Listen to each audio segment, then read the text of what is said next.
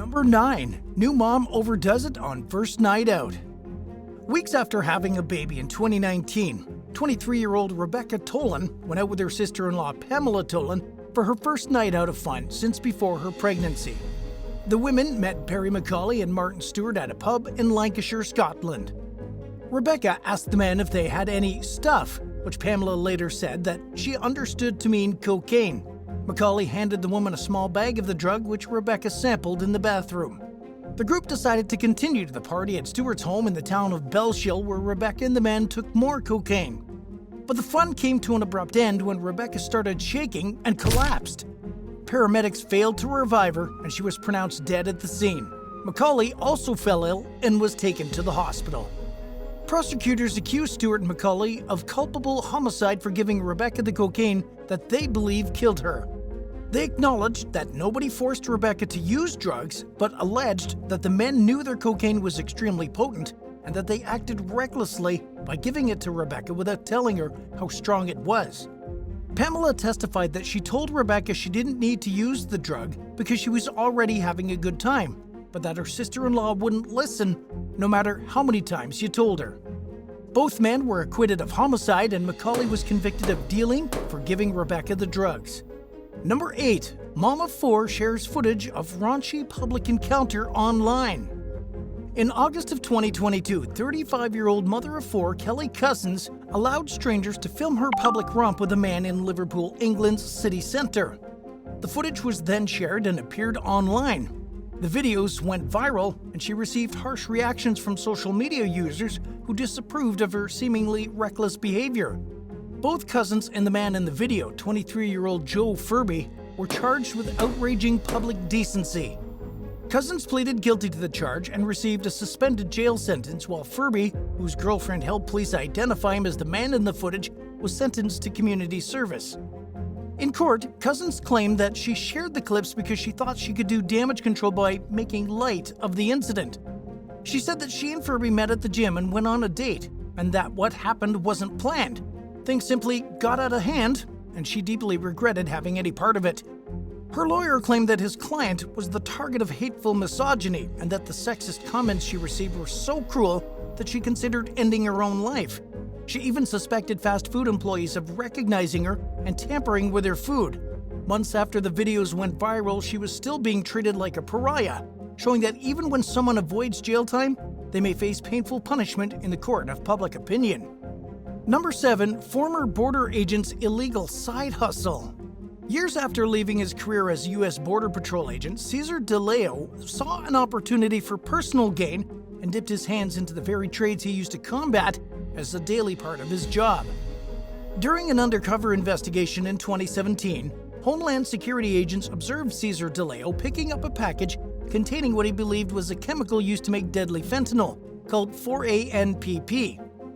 He was unaware that the package had been intercepted and that the 4-ANPP was replaced with a fake substance before proceeding to its destination in San Ysidro, California. After picking it up, DeLeo proceeded to the Mexican border, where authorities were waiting to arrest him. In addition to the drug case, investigators discovered that DeLeo smuggled protected sea cucumbers and seahorses from Mexico into the U.S.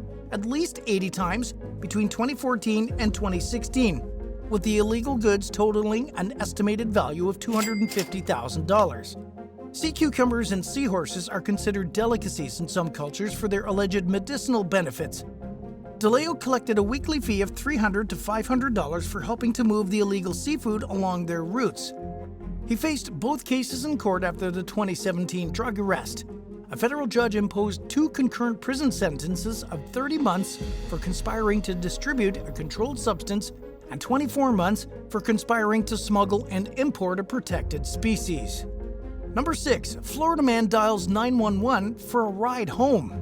Around 4 a.m. one morning in 2021, a caller suspected to be 22-year-old Matthew Leatham dialed 911 in Pasco County, Florida, and asked for a ride home. A deputy found the young man walking along an interstate in Port Richey and offered to call him a taxi, but he said he had no money. Leatham allegedly dialed 911 for a second time in view of the deputy while continuing to walk in the direction of his home. He was later accused of cursing at the dispatcher, who gave him a non-emergency number to call for help. The deputy arrested Leatham at the scene for suspected misuse of the 911 system and possession of marijuana. His mugshot, which shows the distinctive Florida-shaped tattoo he has on his forehead, went viral. So of course, he was on the media's radar and made the news again the next time he got arrested in late 2022. This time, Leatham was accused of cutting his friend with a razor during a fight. The victim could be seen holding a t-shirt to his neck in an attempt to stop the bleeding and ended up requiring staples to close the wound. Leatham was charged with aggravated battery with a deadly weapon, and now that he's known for his distinctive facial artwork, chances are he'll make headlines again next time he's arrested. Number 5. Tragic subway surfing in New York City. A New York City subway train was crossing the Williamsburg Bridge from Manhattan into Brooklyn one day in 2023 when a young man named Zachary Nazario climbed on top of one of the cars. At the time, he was walking between the cars with his girlfriend, who only followed far enough to see on top of the car he was standing on. The young man looked back at his girlfriend right before striking a low-hanging beam and falling between the cars and onto the tracks below. He was run over and killed by the train. Zachary's mother, 51-year-old Norma Nazario, told the New York Daily News that she was shocked her son would do something so reckless. She described Zachary as impressively well-spoken and mature for his age. The tragedy came just a few months after the death of another teen, Kevon Wooden, who fell onto the tracks while train surfing in Manhattan and was fatally electrocuted by the third rail. A few months before that, a young man named Hamza Mohammed lost his arm after losing his balance and falling off the top of a subway car in Queens.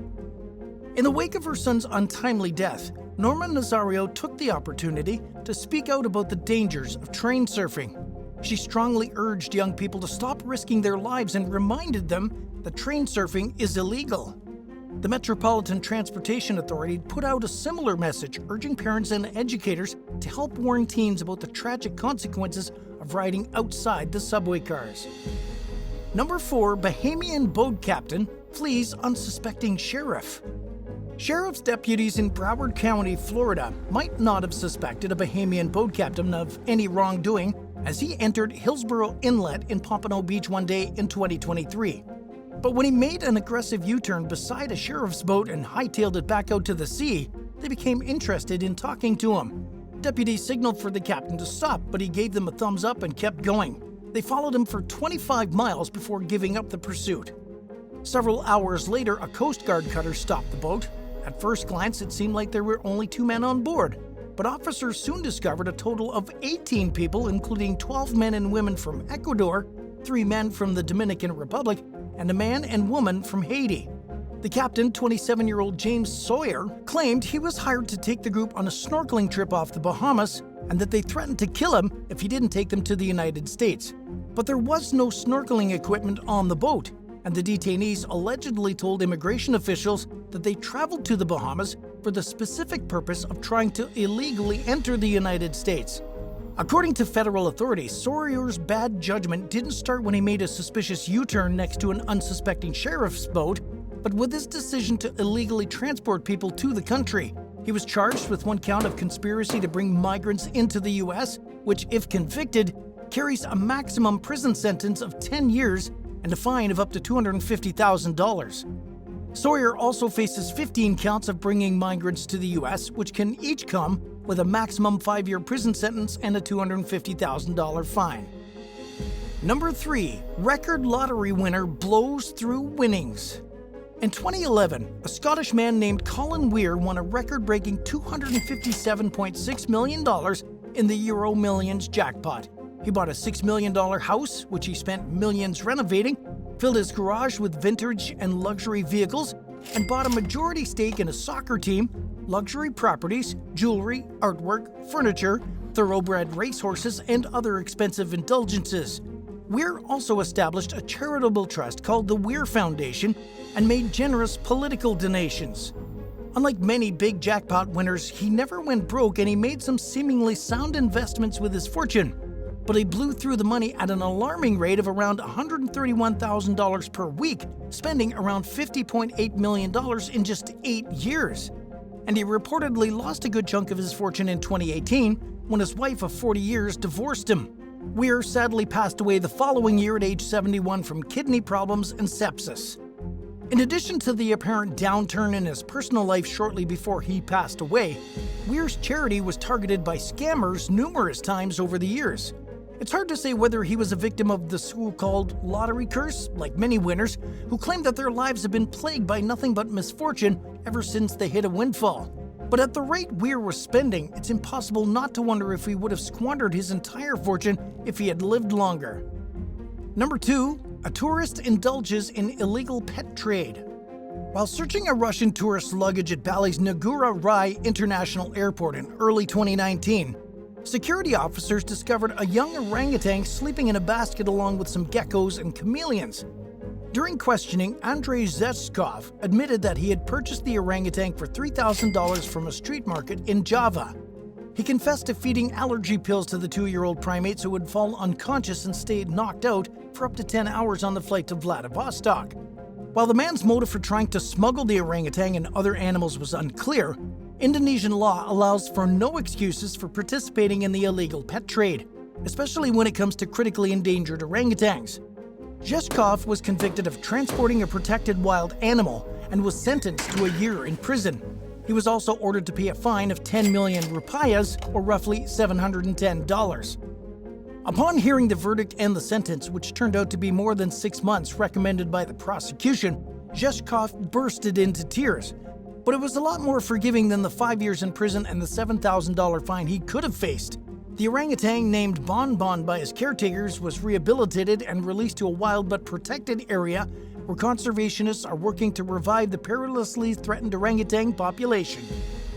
And at number 1, artist tries to talk customer out of graphic face tattoo.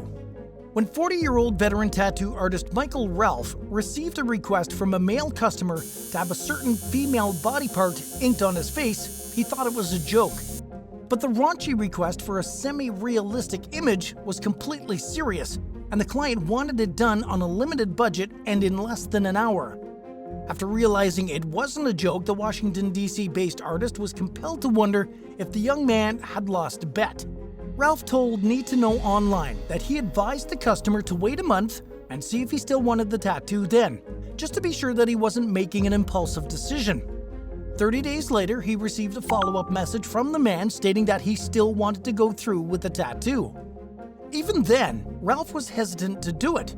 He cautioned the client that having a facial tattoo, especially one that explicitly depicts intimate anatomy, could close doors of opportunity when it came to getting jobs in the future. Ralph also suspected that the customer was young and perhaps naive, and he was surprised to learn that the man was 26 years old. The client insisted he was sure of his decision, and Ralph honored the request. After completing the work, he posted photos of it on Instagram. It didn't take long for social media users to express vehement disapproval of the tattoo, with comments like, "True clown behavior" and "a sad, ugly-ass joke." Perhaps the young man truly doesn't care what people think and can live with the lifelong backlash he's likely to receive. But almost anyone can agree that his decision undoubtedly narrowed his future prospects, as Ralph predicted it would. Thanks for watching. Would you rather live with the regret of turning down a high-salary job offer in order to pursue a passion that doesn't pay the bills? Or have your hotel room robbed of your passport and all your valuables during a vacation because you chose not to lock them in the safe? Let us know in the comments below, and don't forget to subscribe.